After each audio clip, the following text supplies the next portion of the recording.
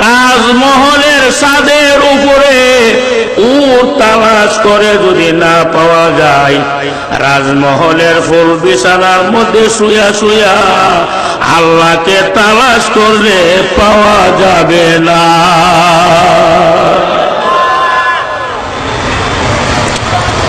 ওই সময় ইব্রাহিম বিন আদম ওনার কলবের ভিতরে গিয়া ধাক্কা লেগেছে, আরে এরা তো মানুষ না, এরা তো সাধারণ ব্যক্তি না, এরারে আমার আল্লাহ ফারাইছে আমারে সোজা করবার লাগি, ঠিক না বিঠি?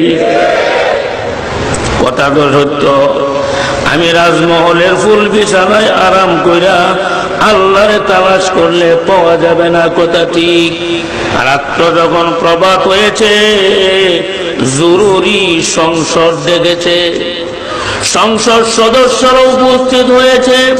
উপস্থিত হয়ে বলেন, এ বাদশাহ, এত তরুণ গতিতে আমাদেরকে কেন ডাকলেন, কি সমস্যা? ইব্রাহিম বিন আদম বলেন, এরে সংসদ সদস্যরা, এই রাষ্ট্রটা বহুদিন আগে চালাইছি। বলে, হ্যাঁ, আমি আর রাষ্ট্র চালাইব না, এই রাষ্ট্র কারে দিয়া চালাইবা, তোমরা চালাও। এমপি মন্ত্রীরা বলেন, হুজুর, আরে কেন হঠাৎ করে সিদ্ধান্ত নিলেন? আপনার মতে এমন ভালোবাসা তো জীবনে কোনোদিন পাই নাই। আপনি রাষ্ট্র কেন চালাইবেন না, তার কারণ বলতে হবে। ইব্রাহিম বিন আদম বলেন, এর সংসদ সদস্যরা, আর রাজনীতির প্রয়োজন নাই, রাষ্ট্র চালাইবার প্রয়োজন নাই। এখন থেকে আমি এমন জায়গায় যাইব যে জায়গায় গেলে আমার আল্লাহ পাওয়া যায়।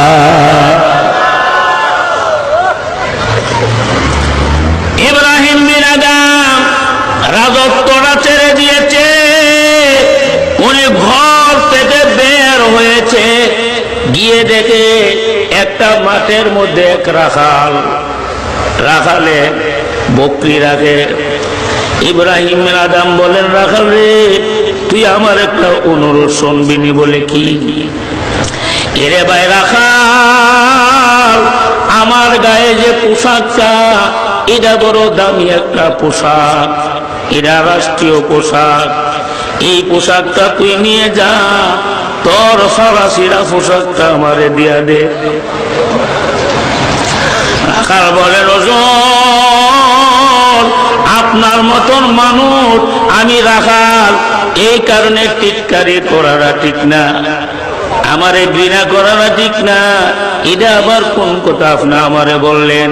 রাষ্ট্রীয় পোশাক আমাকে দিবেন, আমার সিরা পাড়া পোশাকটা আপনি নিবেন, এটা মনে হয় আমার সাথে উপহাস করতেছেন। ইব্রাহিম বিন আদম বলে, রাখাল, আমি টিটকারি করি না, উপহাস করি না, এই মুহূর্তে আমার পোশাকটা তুই নে, তোর রাখালের পোশাক আমাকে দে। ইব্রাহিম বিন আদমের জীবনীতে লিখেছেন, সঙ্গে সঙ্গে রাখালের কাছ থেকে পোশাকটা নিলেন, এই পোশাকটা পরিধান করলেন, আর রাষ্ট্রীয় পোশাকটা রাখালকে দিয়ে দিলেন। সুবহানাল্লাহ। গেছে এক পাহাড়, সেখানে গিয়া দেখে এক দরবেশ, বহুত বড় দরবেশ।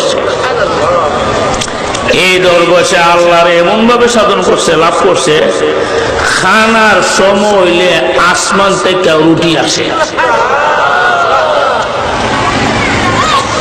ইব্রাহিম বিন আদম গিয়া বললেন, দরবেশ সাহেব, আমি তো এখানে থাকতে চাই, আপনি অনুমতি দেন। দরবেশ অনুমতি দেয় না। কেড়ে দেয় না? দরবেশের মনের মধ্যে গিয়ে এই ফিলুইটা ঢুকছে যে তাইনদের অনুমতি দিমু, আসমান থেকে রুগী আইলি আমি একা খাইতে দেওয়ান লাগতো না বন্ধ। এই ফিলুইবাদের কারণে দরবেশ অনুমতি দেয় না। তার কলবের খবরটা আমার আল্লাহ জানে না, জানে না।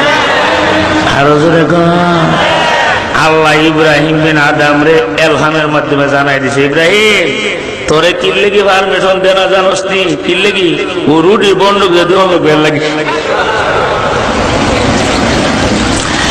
ইব্রাহিম বিন আদম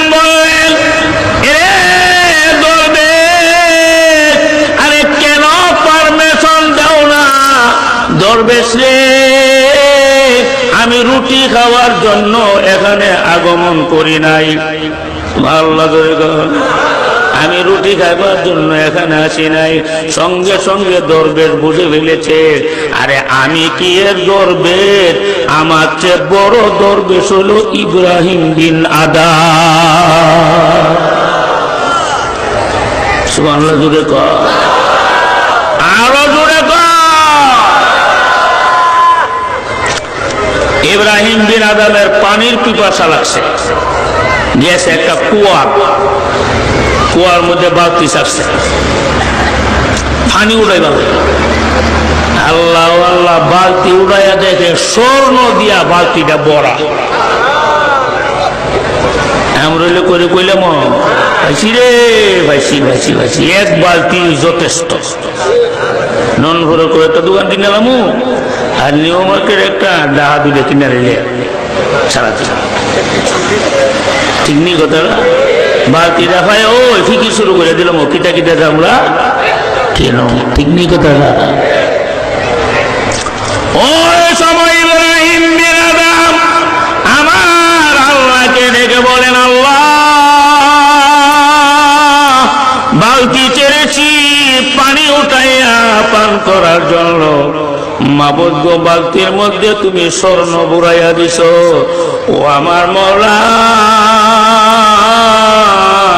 আমি যদি স্বর্ণের পাগল হইতাম বলকের রাজত্ব ছাড়তাম না।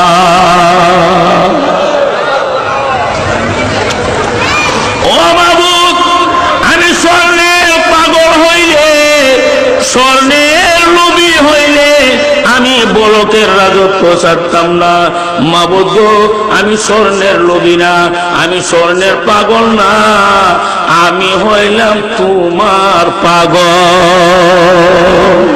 লা ইলাহা লা ইলাহা ইল্লাল্লাহ, লা ইলাহা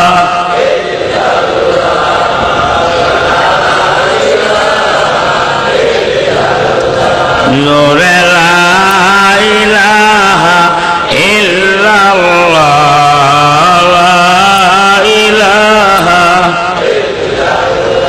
জোরে ইল্লাল্লাহ, লা ইলাহা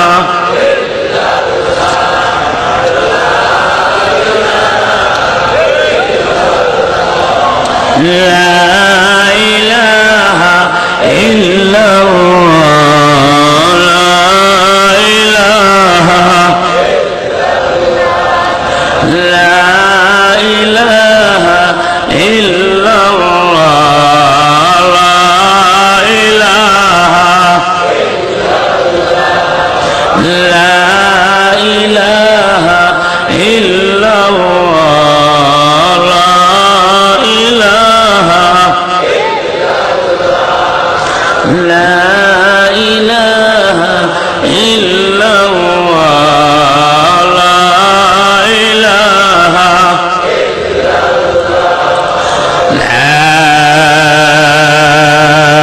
ইলাহা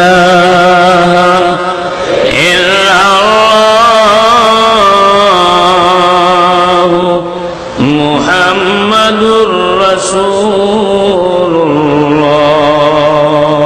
সাল্লাল্লাহু আলাইহি ওয়াসাল্লাম। ও মুসলমান ভাই, যদি উনি স্বর্ণের পাগল হইতো তাহলে বড়কের রাজত্ব ছাড়ত। এই রাজত্ব ছাড়তে কি লেগে আল্লাহ রেখে পারে। আর আমরা তো নিমন অভ্যাস, আনজাদা দুইটা রাখি ছাড়তাম না। ঠিক না কথাটা? ধরার 2-3 লাখ মানুষ মরে যাগা, ফোট ছাড়তাম না। ঠিক না বেটে? আরো জোরে কর। সঙ্গে সঙ্গে ইব্রাহিম বিন আদম পুরাটা বালতি স্বর্ণ কুয়ার মধ্যে ঢেলে ফেলাই না। এটা দিল্লি কি পানির দরকার। আবার কুয়ার মধ্যে বালতিটা ছাড়ছে, সারছে পরে বালতি টান দিছে, দেহা আল্লাহ বালতির মধ্যে চান্দি দিয়া রূপা দিয়া সুরারা বালতি ভরে চলেছে। ওনার একটা পরীক্ষা, ঠিক না? ইব্রাহিম বিন আদম বলেন, আল্লাহ আরো পরীক্ষা পাইছে, আমি যদি রূপার পাগল হইতাম, চান্দের পাগল হইতাম, আমি রাষ্ট্র ছাড়ি না, আমার রূপার কোনো দরকার নাই। আবার সবগুলি রূপা কুয়ার মধ্যে ঢেলে দিচ্ছে। সুবহানাল্লাহ জোরে কও। দুনিয়া কলবের ভিতরে হন আছে, ইব্রাহিম বিন আদমের ভিতরে হন দুনিয়া আছে, এখন এটা শুধু আল্লাহর প্রেম আর ভালোবাসা। জোরে কর সুবহানাল্লাহ, আরো জোরে কর। এখন ইব্রাহিম বিন আদম আল্লাহর ইবাদত শুরু করে দিচ্ছে। খানার সময় যখন হয়েছে, ওই আগের দরবেশের জন্য যে রুটি হয়েছে, আর ইব্রাহিম বিন আদমের জন্য আলাদা খাবার আছে। কিন্তু বেশ কম হইল, দরবেশের খানার থেকে ইব্রাহিম বিন আদমের খানাটা সরস।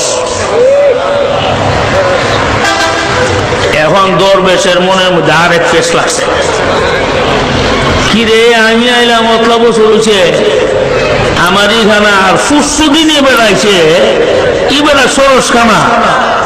মনে মনে কল্পনা করতেছে, কেউ মনের কল্পনা আল্লাহ জানেনি। আরো জোরে কর। হ্যাঁ রে, দরবেশের দরবেশ। সাথে সাথে আমার আল্লাহ দরবেশে ইলহাম দিচ্ছে, এ দরবেশ, তুমি কিনা পথের ভিখারি, ওই ভিখারি অবস্থা থেকে তোমার আইনা আমি অলি বানাইলাম, দরবেশ বানাইলাম। দরবেশে, আমার ইব্রাহিমকে তুমি এখনো চিনতে পারো নাই। আমার ইব্রাহিম ছিল বলকের বাদশা। আমি আল্লাহকে পাওয়ার জন্য, আমাকে লাভ করার জন্য, আমার প্রেমিক হওয়ার জন্য বলকের রাজত্বটারে লাথি মেরে দিয়েছে। জোরে কোন সুবহানাল্লাহ। যে লোকটা আমাকে পাওয়ার জন্য রাষ্ট্রের মধ্যে লাথি দিয়েছে, পদের মধ্যে লাথি দিয়েছে, ওই লোকের খানা কোনদিন তোমার মতন হইতে পারে না। সুবহানাল্লাহ জোরে কর, আরো জোরে কর। ভাই, আল্লাহর প্রেমিক হইতে গেলে দুনিয়ার লোকটার একটু সামলান লাগবে। দুনিয়ার লোকটা যদি কলবের মধ্যে থাকে, এই কলবের ভিতরে খুদার মারেফত ঢুকতে পারে না, ঠিক না বেটে?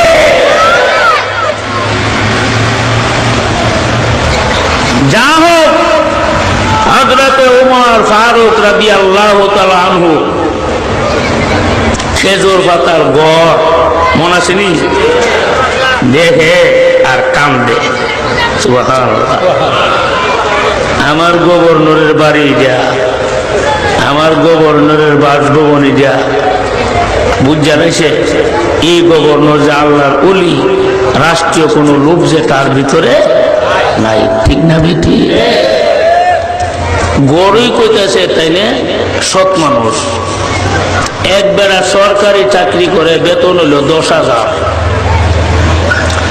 যে বাসার ভাড়া থাকে, বাসা ভাড়া হইল 10,000, মাসিক বাজার হইল 30,000। 30 আর 10 কত? 40। বেতন কত? 10। এখন 10,000 টাকার বেড়া যখন মাসে 40,000 খরচ করে, এই দেশের বিহুব অবস্থা বয়ে যে চুরি করে, ঠিক না বেটি? কারো জোরে তো আল্লাহ দে না, এ চুরি করে, ঠিক নিয়ে কথাটা।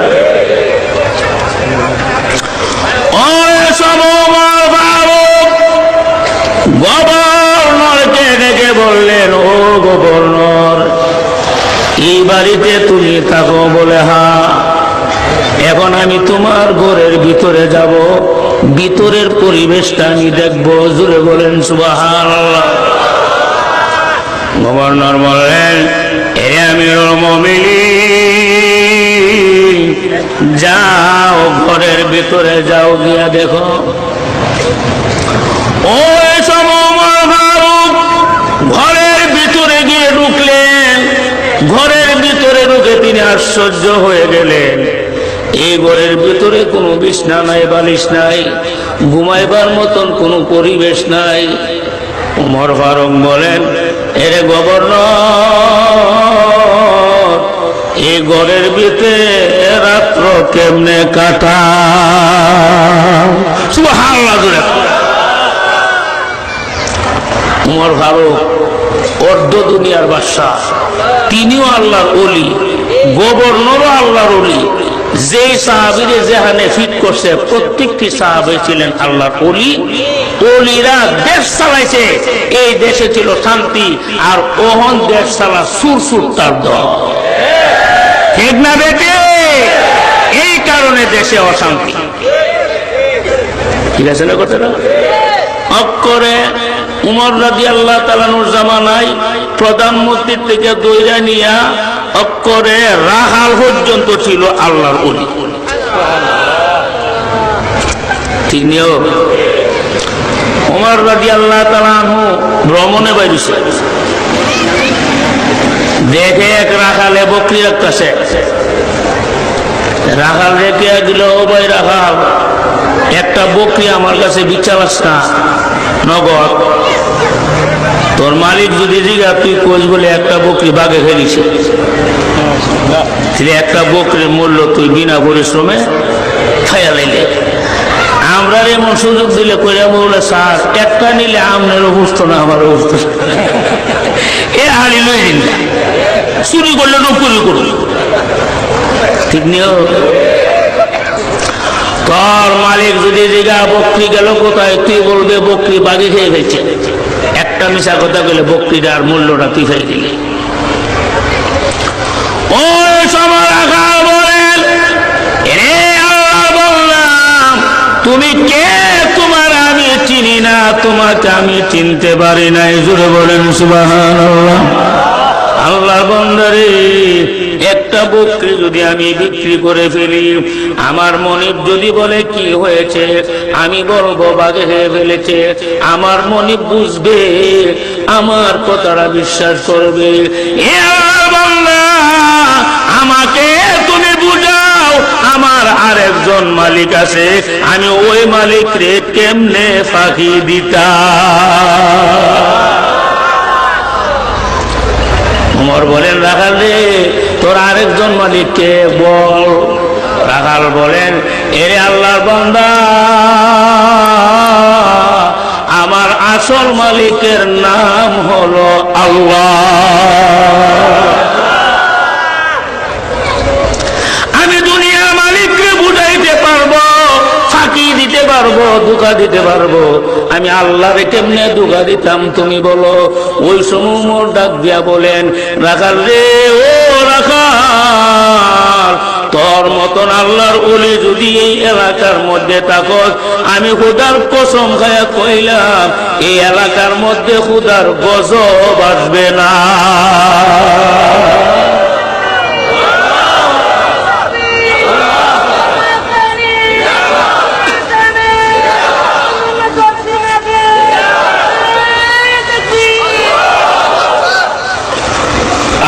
এরা ছিল মানুষ, আর আমরা হইলাম সুরসুরটা।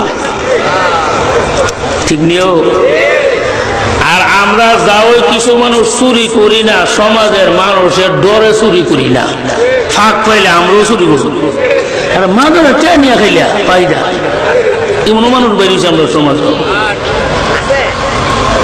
আসেনি আসেনি আসেনি, আমানত রাখছে, আমানতের টিয়া মেরে গেছে। কটিয়া দিলা বটে ফিরে ফৌজা নাউযুবিল্লাহ, জোরে কর। আমানতের খেয়ানত করবেন না, মানুষের হক নষ্ট করবেন না। আপনি যে কোনো গুনাহ করবেন আল্লাহর হক নষ্ট করবেন, ইনশাআল্লাহ আমার আল্লাহ ক্ষমা দিব। মানুষের হক নষ্ট করলে ওই মানুষটা ক্ষমা না দিলে আমার আল্লাহ ক্ষমা দিবে না। ঠিক না বেটি? আরো জোরে গান, লা ইলাহা, সবাই জোরে, লা ইলাহা ইল্লাল্লাহ, লা ইলাহা ইল্লাল্লাহ, লা ইলাহা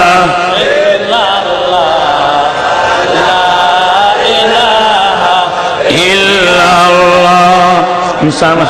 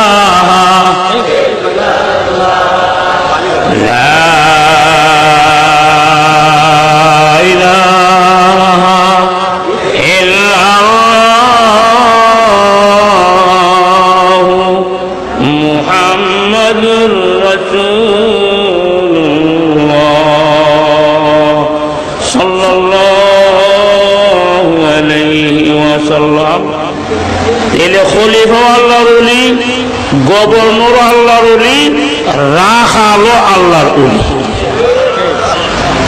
জনগণ আল্লাহর ওলি। উমর রাদিয়াল্লাহু তাআলা একবার জুমার দিন মসজিদের মধ্যে খুতবা দিবে, বয়ান দিবে। এক লোক কারুছে খারিয়া বলেন, হে আমিরুল মুমিনিন, আপনার উপর আমার অভিযোগ আছে। যে উমরে শয়তানে ডরাইতো, নবী বলছে উমর তোমার শয়তানে ডরা, তুমি এক রাস্তা গেলে শয়তানে আর একটা দাদা হুজুর কেরে শয়তানে তোমার দেখলে ডরা। সুবহানাল্লাহ। আমরা শয়তানে ডরানি, আমরা শয়তানে দেখলে আইন দুলাবো এক কাপ চা খাইয়া যায়, কারণ শয়তানের যে কাম আমরাও ঠিক না বেটে? হে আমিরুল মুমিনিন, আপনার ব্যাপারে আমার মনে সন্দেহ আছে, এই সন্দেহ আগে দূর করেন, এরপরে বয়ান করবেন। উমর বললেন, ভাই আপনার কি সন্দেহ? অমুক দেশ থেকে চাদর আসছিল মদিনার জনগণের জন্য, প্রত্যেককে একটা করে চাদর আপনার দিয়েছেন, আমরাও বাগে একটা পাইছেন, কিন্তু আমনের গায়ে দিয়ে চাদর দুইটা দেখা যায়, আর একটা পাইলেন কি? ভালো লাগে দিন না? চিনি জনগণ কি সচেতন। আমার যেমন একটা, আমনেরও একটা, অন্যান্য দুইটা পাইলেন, আর একটা কেমনে আনছে? যেদিন কাফিরের দলে ইসলামে বলে মানুষকে কথা বলবার সুযোগ দিছে না, ইসলামে মানুষকে যেই পরিমাণ বাক শক্তি প্রচার করবার, ব্যবহার করবার ক্ষমতা দিয়েছেন, আর কোন ধর্মেই ক্ষমতা দেন নাই। ঠিক না বেটে? আমিরুল মুমিনিনকে প্রশ্ন করে বলছি, দুইটা গ্রামের সাধ্য, ওই সময় আমিরুল মুমিনিন বলেন, এ মসজিদের মুসল্লিরা তোমরা শোনো, এই লোকে প্রশ্ন করেছে আমার চাদর দুইটা কেন, আমি অত ভাগে একটা পেয়েছি, এখন তোমাদের মনে হয় সন্দেহ লেগেছে, এই প্রশ্নের উত্তর আমি দিতাম না, আমার ছেলে আব্দুল্লাহ দিবে।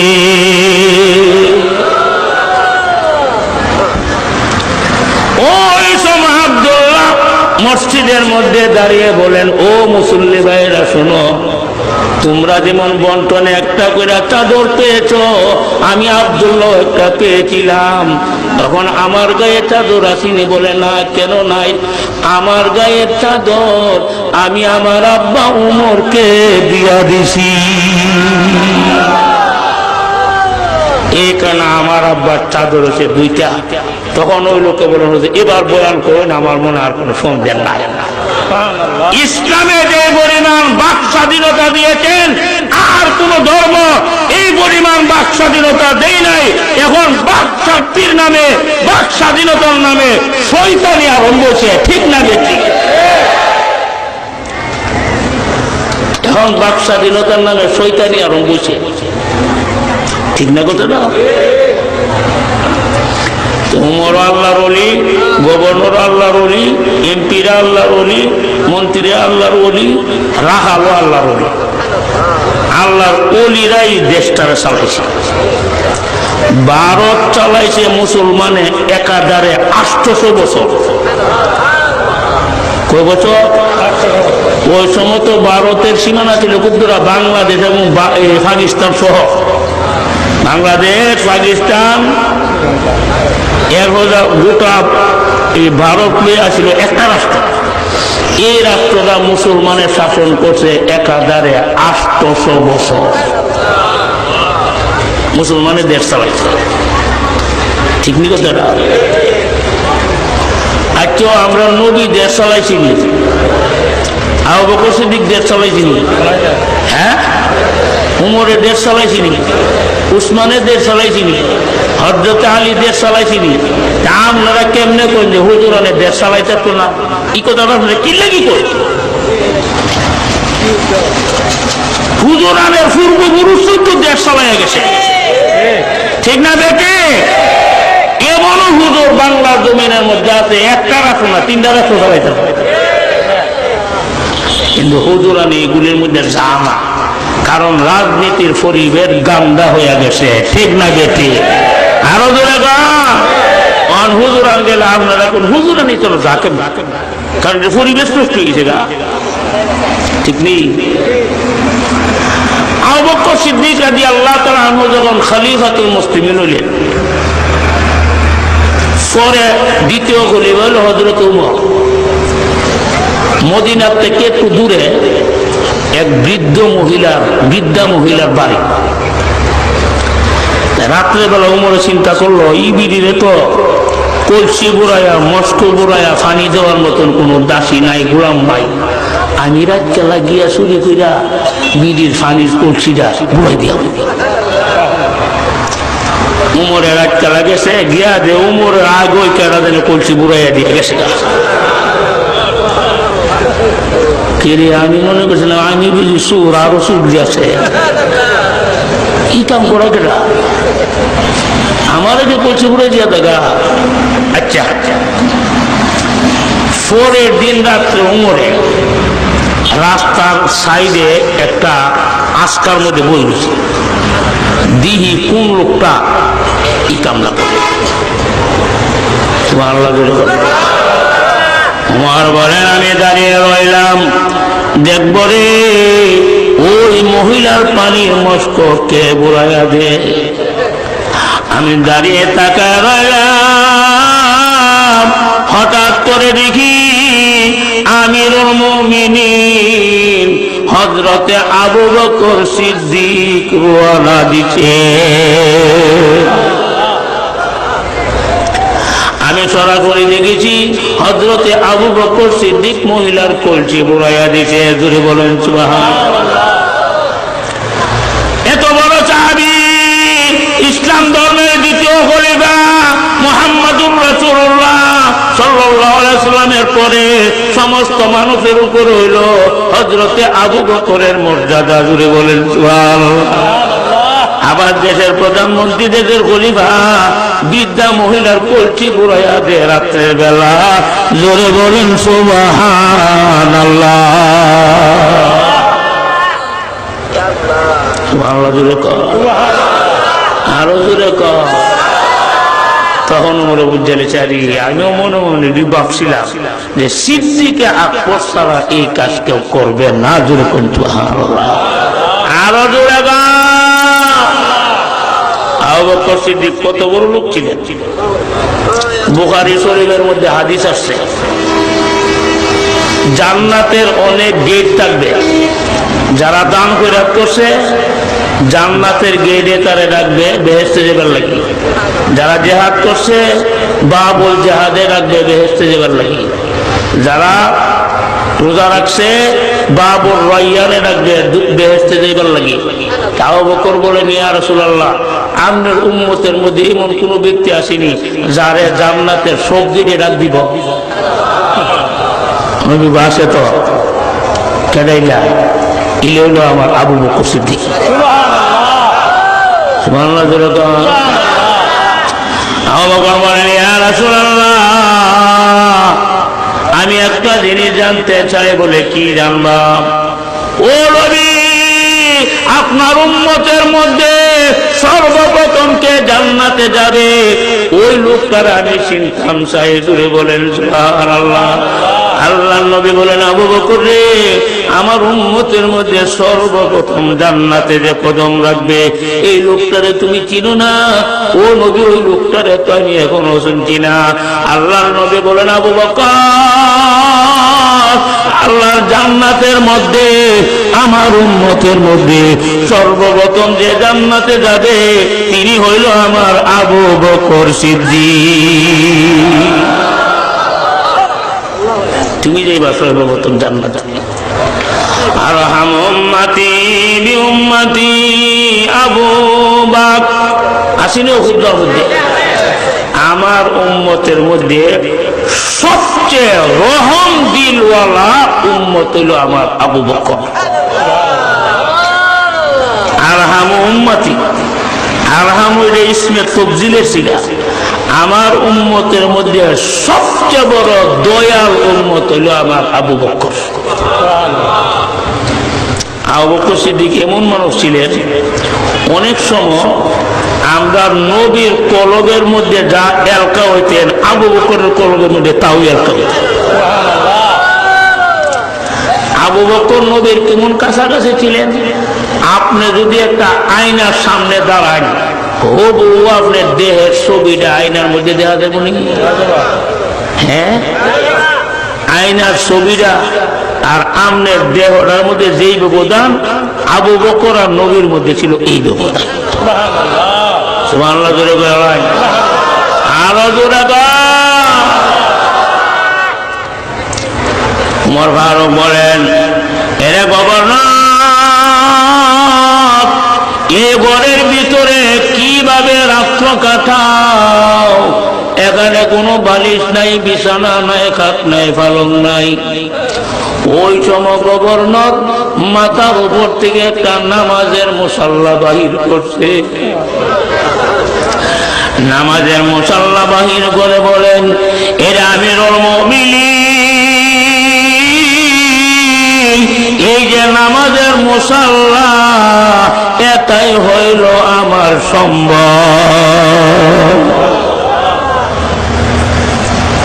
ওমর ফারুক বলেন, আমিরুল মুমিনিন বলেন, এরে গভর্নর, নামাজের মুসাল্লা তোমার কেমনে সম্ভব হইল?